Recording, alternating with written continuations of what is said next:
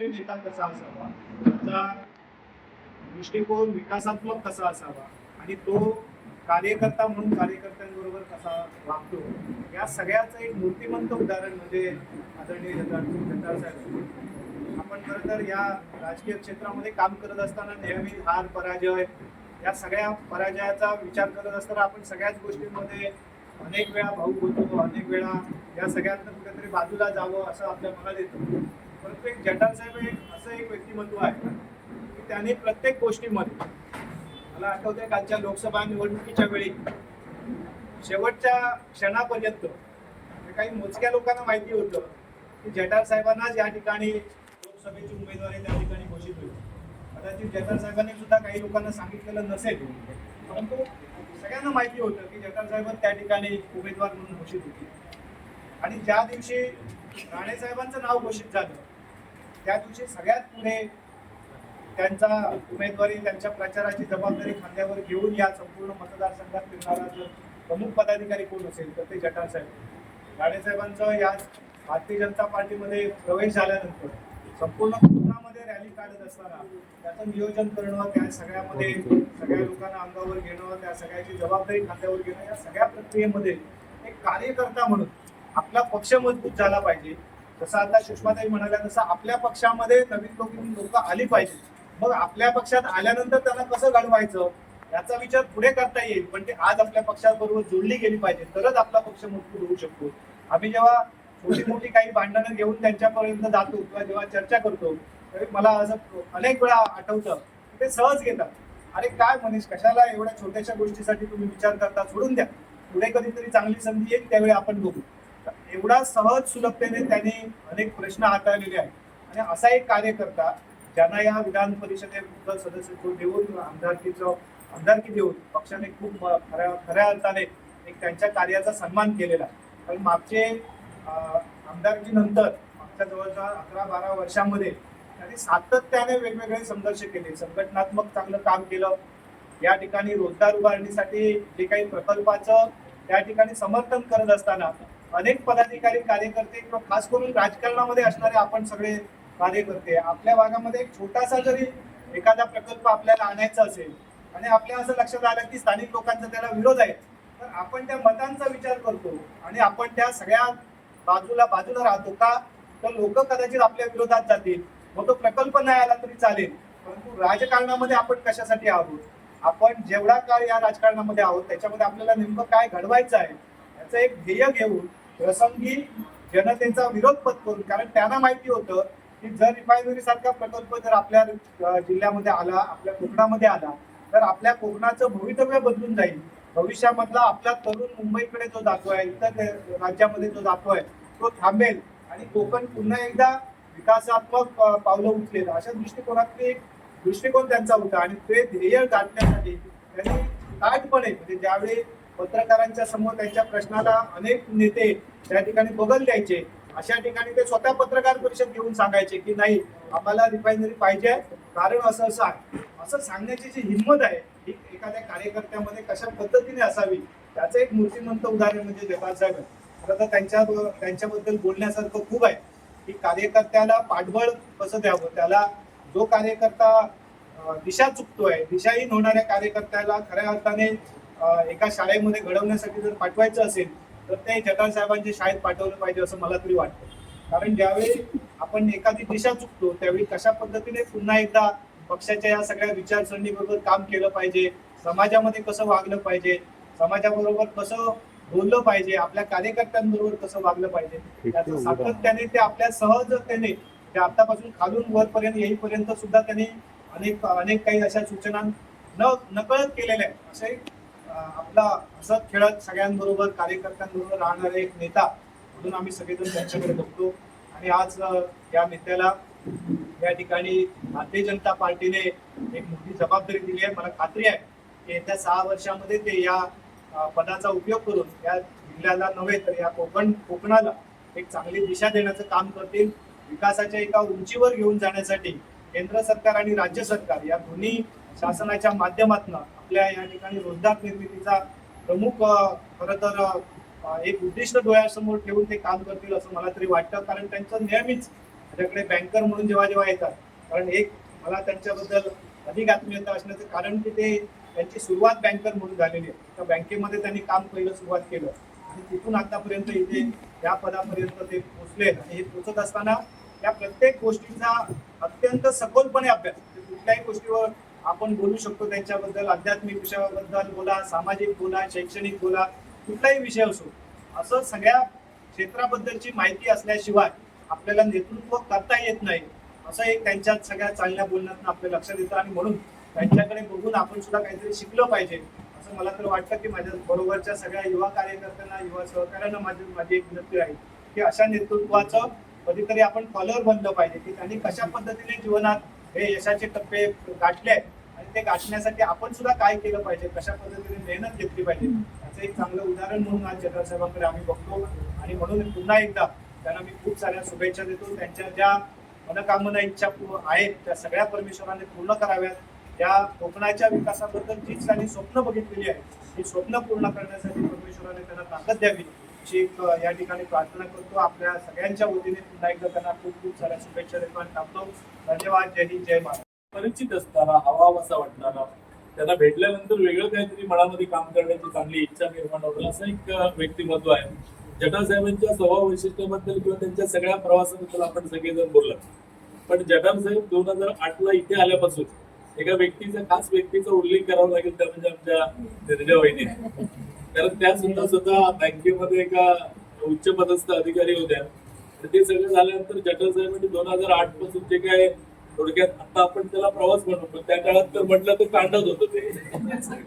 इतक्या सगळ्या उद्योग केले आणि आपल्या सगळ्या मुंबईतल्या स्थिरसावर उद्योगाला सुद्धा त्यांनी थोडंसं थांबवून विराम देऊन ते पूर्ण इकडे आले. या सगळ्यामध्ये त्यानंतर एक आमदारकी झाली, मग ती 10-12 वर्ष वाट पाण्यात गेली. खासदारकीचं काम केलं, खासदारकीचं संधी नव्हती, मध्ये 2-3 वेळा विधान परिषदेला नाव येऊन गेलं. या सगळ्या प्रवासामध्ये जर चांगली साथ कोणी दिली असेल तर वहिनीने दिली आहे. आणि म्हणून वहिनीचं उलट जोरदार आपल्या सगळ्यांसाठी हे त्याला मिळालेलं पद महत्वाचं असलं तरी सुद्धा वहिनींसाठी हे खास आहे. इतक्या 12 वर्षाच्या तपानंतर, एका तपानंतर हे सगळं वाट्याला आलंय. आणि असं असताना कुटुंबामध्ये ज्या काही गोष्टी झालेल्या असतात त्याची खरी साक्षीदार किंवा दोघांनी मिळून ते सगळे विषय सांभाळलेले असतात. त्यामुळे वहिनीला खास धन्यवाद. आपण सगळ्यांनी जठार साहेबांच्या स्वभाव वैशिष्ट्याबद्दल व्यक्त झाला. आम्ही सुद्धा जठार साहेबांच्या नेतृत्वामध्ये जरी जुने कार्यकर्ते असतो तरी जठार साहेबांच्या नेतृत्वामध्ये खरं घडणं जे झालं, काय बोलायला पाहिजे, कसा अभ्यास करायला पाहिजे, बैठकीची तयारी कशी करायला पाहिजे, बैठकीचं नियोजन कसं असायला पाहिजे, मूळ ते संघातून आल्यामुळे या सगळ्या गोष्टी कागदावर काढतात. म्हणजे त्या काळामध्ये जी सरचिटणीस असताना, साहेब अध्यक्ष असताना मीटिंगच्या अगोदर एक 4 सरचिटणीस घेऊन मीटिंग व्हायची आणि त्यामध्ये सगळं ठरायचं.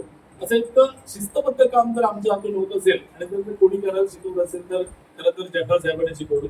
जठार साहेबांची सगळ्यात भावलेली एक गोष्ट आहे की जठार साहेब सुरुवातीपासून आम्हाला सांगतात की राजकारण हे मैत्रीमध्ये करा, हसत खेळत करा, ते फार टेन्शन घेऊन करण्याचं काम नाही.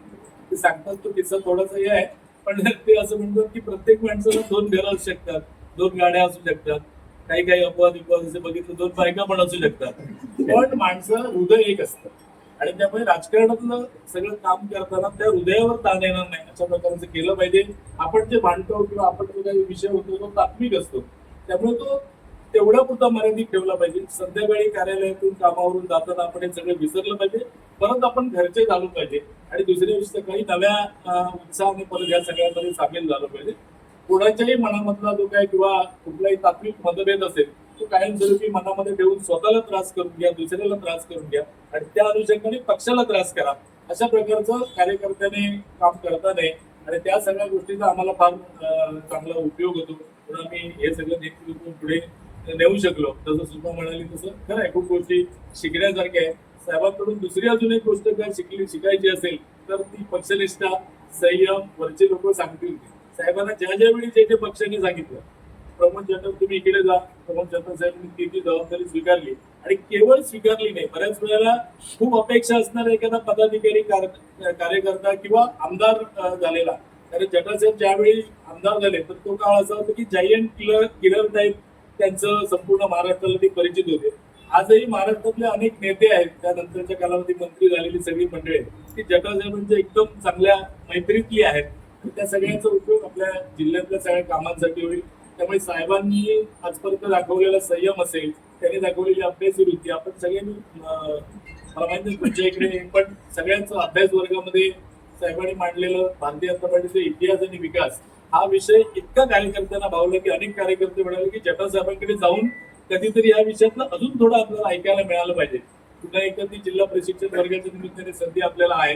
जटा साहेबांनी जे जे काही आजपर्यंत थोडं टॅग केला म्हणावा किंवा पक्षनिष्ठा पाळली, संयम दाखवला, त्या सगळ्या विषयामध्ये पक्षाने त्यांची योग्य दखल घेतली. त्यामुळे प्रत्येक कार्यकर्त्याने मग तो ग्रामपंचायत पातळीवरचा असेल तर राज्य पातळीवरचा असेल, भारतीय जनता पार्टी असा पक्ष आहे की तो कार्यकर्त्याच्या कामाची, त्याच्या पक्षनिष्ठेची, त्याच्या संयमाची खरं तर अग्निपरीक्षा घेतो, पण ज्यावेळी वेळ येते, योग्य वेळ येते, तेव्हा त्या त्याला चांगली संधी देते. आणि अशा प्रकारचं उदाहरण आहे. या ज्यावेळी आपले जे 6 आमदार ज्यावेळी झाले त्या 5 आमदार जे पूर्ण 6 वर्षासाठी जे आहेत, त्यामध्ये संपूर्ण महाराष्ट्रामध्ये उमटलेलं प्रतिक्रिया फार बोलकी आहे की ज्या ज्या लोकांनी आजपर्यंत पक्षाला योगदान दिलं पक्षासाठी, अशी सगळी मंडळी, त्या माधवीताई असतील, सुनील कर्जतकर असतील, जटा साहेब असतील, अशी सगळी मंडळी आज विधान परिषद संधी त्यांना मिळाली. त्यामुळे प्रत्येक कार्यकर्त्याने एक फुलगाठ मनाची बांधली पाहिजे. अभिनय तो कमी नाही, अशा कुठल्याही विषयामध्ये न राहता आपण काम करत राहायचं. तुमच्या कामाचं मूल्यमापन तुमच्या तालुकाध्यक्षांनी, जिल्हाध्यक्षांनी केलं पाहिजे असं नाही. असं मूल्यमापन करण्याची एक वेगळी पद्धत भारतीय जनता पार्टीमध्ये आहे, जी कोणालाही कळत नाही. योग्य वेळी त्या गोष्टी होत जातात. म्हणून का द्रौपदी मुर्मू राष्ट्रपती आहेत आणि कितीतरी लोक, असं मगाशी एक उदाहरण सांगितलं अबर साबळेंचं, की त्यांना रात्री 11:30 वाजता फोन करून उठवून सांगितलं की सकाळी फॉर्म भरायला या. अशा अनेक गोष्टी भारतीय जनता पार्टीमध्ये करतात. त्यामुळे भारतीय जनता पार्टीच्या विचार प्रणालीवर एकदम प्रगाढ विश्वास ठेवायचा, पक्षावर निष्ठा ठेवायची आणि सगळ्यांची तसं काय हेल्दी राहता येईल, चांगलं वातावरण करता येईल अशा प्रकारचं हे केलं तर खरं तर जटल साहेबांना ते आपण त्यांचा खऱ्या अर्थाने सन्मान केला, सत्कार केला त्यांच्या विचाराचा, असं होईल. माझ्या दृष्टीने आनंदाची गोष्ट आहे की जिल्हाध्यक्ष झाल्यानंतर अनेक गोष्टी ज्या आमच्या बकेट लिस्ट मध्ये होत्या, स्वप्नात होत्या, त्या सगळ्या घडतायत. खासदार झाले, आमदार झाले, स्वतःचे पालकमंत्री झाले, भारतीय जनता पार्टीच्या कमळ निशाणीवरचे जिल्हा परिषद अध्यक्ष झाले, जिल्हा बँक आमच्याकडे आहे, सभापती कमळ निशाणीवर निवडून आले, अनेक सरपंच आहेत. आणि या सगळ्यामध्ये अजून एक भर पडली की सिंधुदुर्ग जिल्ह्यातला आजपर्यंत कोणीही विधान परिषदेला नियुक्त झालेला आमदार नव्हता. तर या सगळ्या कालावधीमध्ये ते पण आता सगळं झालेलं आहे. त्यामुळे असं वाटतं की चांगल्या पद्धतीचं सगळं वातावरण तुमच्या सगळ्यांच्या सहकार्याने आहे. सन्मान्य राणे साहेब, सन्मान्य चव्हाण साहेब, सन्मान्य पालकमंत्री, हे सगळीच जण या सगळ्या प्रक्रियेमध्ये आपल्या सगळ्या कार्यकर्त्यांना सोबत घेऊन 100% निघाले आहोत. पुन्हा एकदा तुम्हाला सगळ्यांना शुभेच्छा देतो. आणि जटा साहेबांनी त्यांच्या सगळ्या 6 वर्षाच्या कारकिर्दीमध्ये सिंधुदुर्ग जिल्ह्यात ते वेगळा विचार करणारे आहेत. रस्ते, पाणी, वीज ज्या गोष्टी करण्यासाठी आम्ही सगळेजण आहोतच, पण एक वेगळा काहीतरी विचार घेऊन, जसं पर्यटन, आरोग्य, शिक्षण, हे सगळ्या विषयावरती एक वेगळा मुद्दा घेऊन त्यांनी विधान परिषदेमध्ये म्हणजे आपल्या वरिष्ठ सभागृहामध्ये काम करावं आणि त्यांना आपण सगळ्यांनी चांगल्या प्रकारचा सहयोग द्यावा अशा प्रकारचं आपल्याला विनंती करतो. जटा साहेबांना खूप खूप शुभेच्छा देतो आणि थांबतो. जय हिंद, जय आपण ज्यांची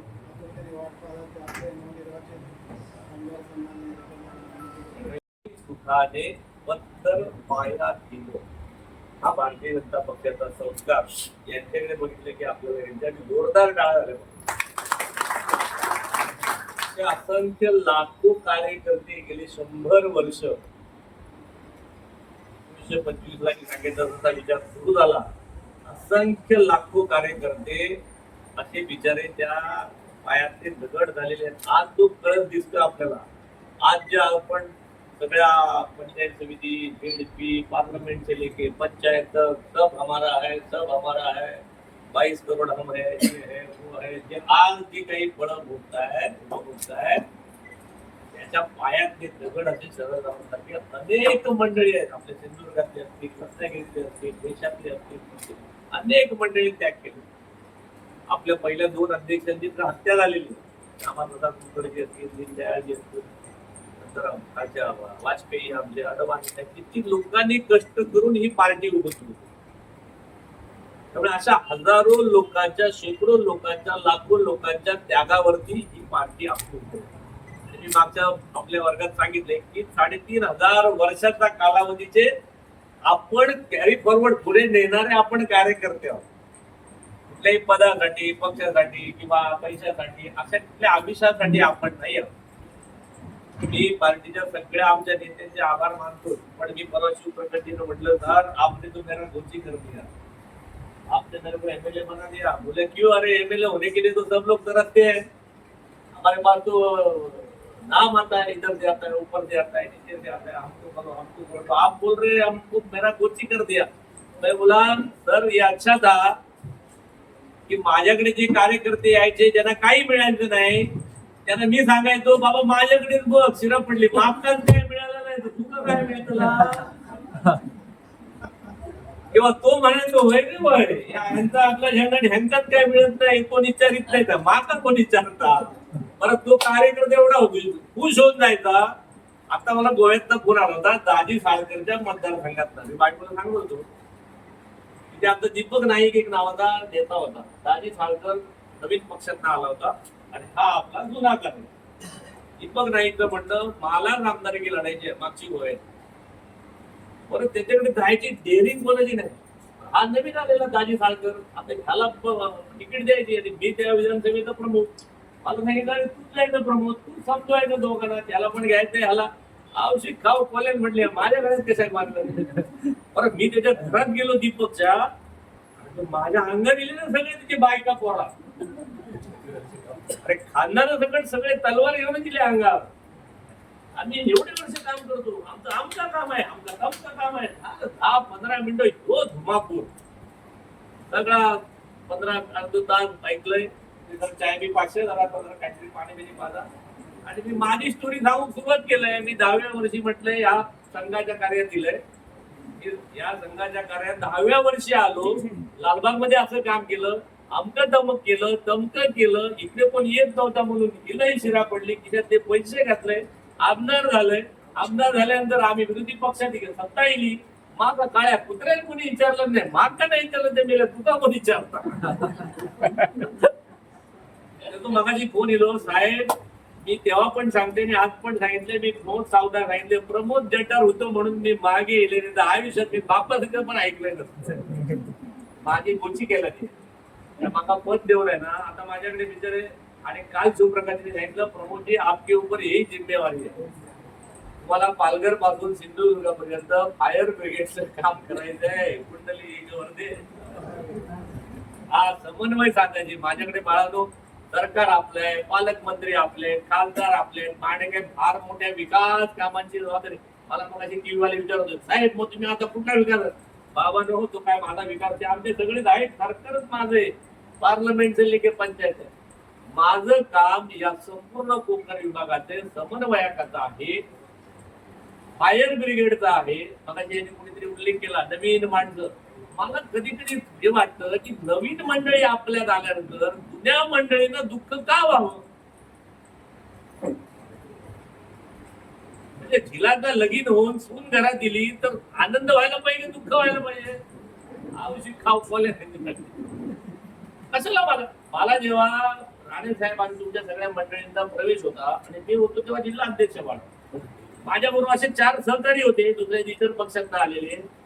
म्हणजे साहेब आम्ही तर उद्या सोडणार, तुम्ही कधी सोडणार. म्हटलं आवश्यक खाऊ कॉलेज मी माझं घर मी कशा फोडू, तुम्ही सोडा. मी राणे साहेबांच्या सगळ्या मंडळींना घेणार आणि सिंधुदुर्ग जिल्हा 100% करणार. आम्हाला कोणाची नपट नाही, कारण आम्हाला शिकवलेलंच आहे असतील तसे घ्या आणि या देशाच्या प्रेमा खातर, राष्ट्राच्या प्रेमा खातर हवे तसे घडवा. बरं पद किती लोकांना मिळणार ती लिमिटेडच आहे, कोणाला मिळाली. सगळ्यांनाच काही पद देऊ शकेल असं काही घडत नाही. त्यामुळे ज्याला मिळतं, पण माझी तुम्हाला सगळ्यांनी एक विनंती आहे, जे नवीन पदाधिकारी झाले असतील, ज्याचा पद मिळतो त्याचा सन्मान तर करा, पण ज्याला मिळत नाही ना त्याचा जास्त सन्मान करा. कारण आज मला आमदारकी मिळाली, मला मिळाल्यामुळे असे महाराष्ट्रातले किंवा कोकणातले 8, 10, 5, 7 तरी लोक असतील की ज्यांना नाही पक्ष देऊ शकला. त्यामुळे राईट मला दिली, बाकी 4-5 लोक असतील की जे बिचारे डावलले गेले. महाराष्ट्रातले फक्त 5च आम्ही आमदार झालो, पण 500 लोक तरी 50 लोक तरी मला वाटतं 30 लोकांची यादीच गेली होती. म्हणजे 30 लोकांची यादी 100 लोकांनी कमी कमी कमी करून 30, आता 30 लोक रवलो 5, म्हणजे आता 5 झाले ते 100 लोकांच्या गाडी खावची लागले नसती. म्हणून आपण ज्यांना मिळालं नाही त्यांचा आपण सन्मान करायचा, मन मोठे ठेवायला पाहिजे. मी आता एका कार्यालयात जाऊन आलो, त्या कार्यालयात असे मला सावंतवाडीतल्या लोकांनी विचारलं तुमच्याकडे 2-2 कार्यालय कशी. एक सावंतवाडीत बंद पडतं, पण आम्ही पार्टीत घेणार होतो. कार्यालय दिलं त्या पार्टी आमचा मनाची नपट नाही. आता या तो विषय चाललो होतो तेवढ्यात तू इल आता आम्ही काय करतो. त्या सावंतवाडीत मला पत्रकार विचारत होते साहेब तुमच्या 2-2 पक्षाची कार्यालय, इकडे कार्यालय आणि मळगावात कार्यालय.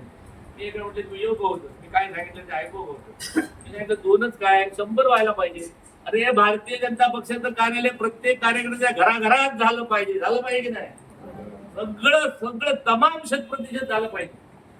आणि तिकडे गेलो आणि त्या कार्यालयात त्याला पण कायम धोतले बाळा आपलं कार्यालय जेवढं विशाल आहे मन सुद्धा तेवढी विशाल असायला हवी. कुंडली दोरदे मन विशाल ठेवा बाळा. हे कामच राष्ट्राचं आहे, हे कामच राष्ट्र देशाचं आहे. 3500 वर्षांपासून आपली संस्कृती चालते. त्याच्या आपण पायी का पदासाठी किरकोळ आहे. मनुष्य हा मरते, मरणार आहे. तो कोण आहे अनलिमिटेड? छत्रपती शिवाजी महाराज ज्याने 350 केले बिचारे 50 वर्षाच्या मरणार. संभाजी महाराजांचा कार्यकाळ किती वर्षाचा आहे? 32 वर्षाचा असेल. जे महापुरुष होऊन गेले कोणाला काय मिळालं? आपण उगाच आपल्या ते ध्यात अडकलेलं आहे मागात. आपल्याला प्रत्येकाला वाटतं मी काय 200 वर्ष झाली तरी मरत नाही, कारण की कोणाला ना. म्हणून ज्या पार्टीमध्ये आहोत बाळानो, मी एवढ्यासाठी सांगतो येणाऱ्या मंडळींचा सन्मान करा, त्यांना मानाचं मान द्या काही. आणि ही पार्टी अशी आहे मग या दादाने सांगितलं त्या आमच्या राष्ट्रपती ताईनं तरी कुठे माहित होत्या मुर्मू ताई नाही की हा बाबा आम्हाला दुसऱ्या दिवशी राष्ट्रपती करतात. वर्ष पुरता असतो, झालं तर आणखीन एक्सटेन्शन. नंतर भाजी अध्यक्षात कोण कुत्रा येते नाही हे काम सांगतोय. खरा की खोटा? चांगल्या भाषेत, वाईटच नाही. 7-12 आम्ही नाही, 7-12 सोडा, इतर हक्क सोडा. रे तुला कुळात पण ठेवून दिले नाही की पार्टी ही नित्य नवीन आहे. नवीन मंडळी जोडत जातात. हे राष्ट्राचं काम आहे, हे देशाचं काम आहे. हे 3500 वर्षाच्या आपल्या संस्कृतीचं काम आहे, सनातनचं काम आहे बाळानो. हे इदम नममचं काम आहे, आपलं नाहीये. असं समजून करा. आपल्या रेषेतच अडकून नका राहू. आपल्या रेषेपेक्षा एका आपल्या सगळ्या महापुरुषांनी एक मोठी रेषा केली आहे. आपण तिथे पायी आपण भुई आहे त्या पालखीचे, आपण वारकरी आहोत. असं विशाल मन केलं ना की मग मनाला नाही दुःख होत. 12 वर्ष काय आणखी 25 वर्ष आम्हाला नाही पद दिलं, आम्हाला काय फरक पडतो? ज्या अजितरावांनी प्रमोद जठारला घरी येऊन गडकरींच्या घरी घेऊन गेले, आमच्या अख्ख्या खानदानाला कौतुक. अरे ह्यो आमदार सांगता गडकरीकडे जाऊ, आता माका नको तिकीट देऊ, त्याका देवा. अरे म्हटलं पण तिकीट एसटीची तिकीट सोडित नाही, जो बाप जो आमदारकीची तिकीट सोडतात. त्यामुळे आपली party, we are the party with difference. आपल्या फरक आहे. त्यामुळे बाळांनो मन मोठी ठेवा, कार्यकर्त्यांचा सन्मान करा, आपसात भांडू नका. आपलं काम राष्ट्रात आहे. बघा पश्चिम बंगालमध्ये जिंकलो, किती लोकांना आनंद झाला? हात वर करा. पण पश्चिम बंगालमध्ये जिंकायला बघा, पश्चिम बंगालला त्या दिदीचं नाव काय, त्या ममता दिदी, तर आपलं काही वैयक्तिक कोणाचं वाकडं नाहीये. आपली कोणाची माणसाशी शत्रुत्व नाहीये, समजून घ्या. आता मगाशी मला एखाद्या त्या पत्रकारांना विचारलं ते उबाटावाले आणि ते आमके, बघा आम्ही सगळे एक आहोत. वयम पंचाधिकम शतम. आमच्या देशावरती, राष्ट्रावरती जेव्हा संकट येईल तेव्हा आम्ही सगळे एक आहोत की नाही? आमच्या राष्ट्राच्या सीमा सुरक्षित राहायला पाहिजेत म्हणून आमचा पक्ष काम करतो.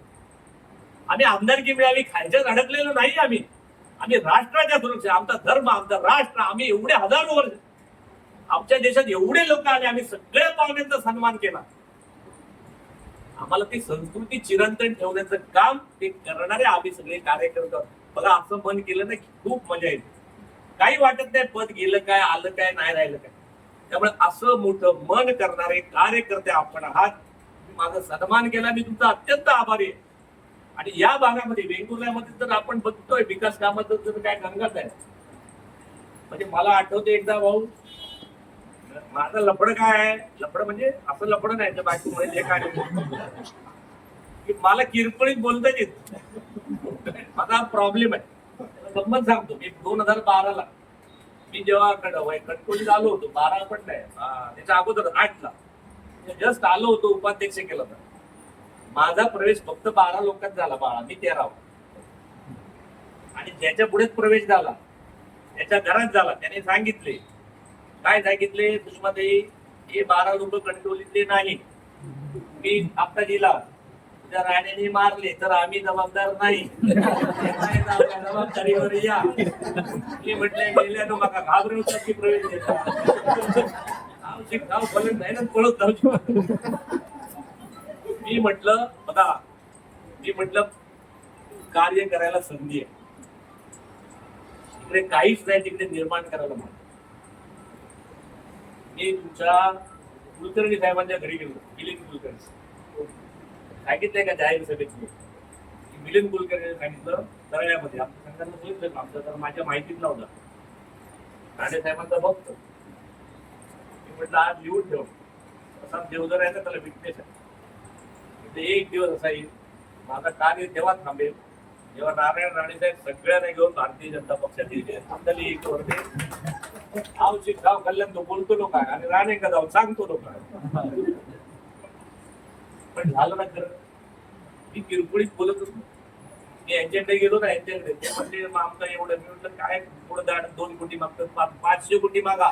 Think big, APJ Abdul Kalam वाचा, अग्निपंख वाचा, think big you will get big. Low M is crime, छोटा विचार करणं क्राईम आहे. मला हा माणूस आवडतो, सांगतो माझी बँक 10,000 कोटीची होईल, त्या मनीसाठी 2000 काळ झाल्या पाहिजे. लो एम इज क्राईम. मी म्हटलं मागा, आणि काय माहित नाही मागल्यानंतर त्यांच्याकडे पैसे देऊन लावले. अरे संजू परब एका निवडणुकीमध्ये मी म्हणत होतो, अरे तुझ्या नगरपालिकेला 100 कोटी रुपये घेऊन येणार. खाऊ म्हणता 1 कोटी खाऊचे मान्य आमचे देव 100 कोटी देतात. आले ना रे, आणले ना, ही आणून दे कोणी आणून दे, आणले की नाही सांगा मला. आले ना नगरपालिकेला,